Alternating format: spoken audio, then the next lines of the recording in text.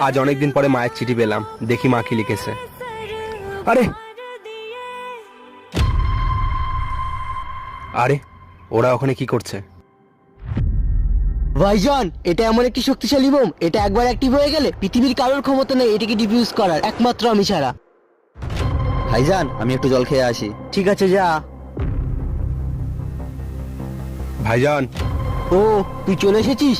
এই বোমে 10 মিনিটের time set করে দিয়েছি, তুই গিয়ে ওই গ্রামে লাগিয়ে দিয়ে আয়। এই নে, যা। ঠিক আছে ভাইজান, কিন্তু 10 মিনিটের মধ্যে যদি বোমটা লাগাতে না পারি তাহলে ডিফিউজ করবো কি করে? এই দেখ, এটা এইভাবে এরম করে দিবি, হয়ে যাবে। নে, যা। কে তুই?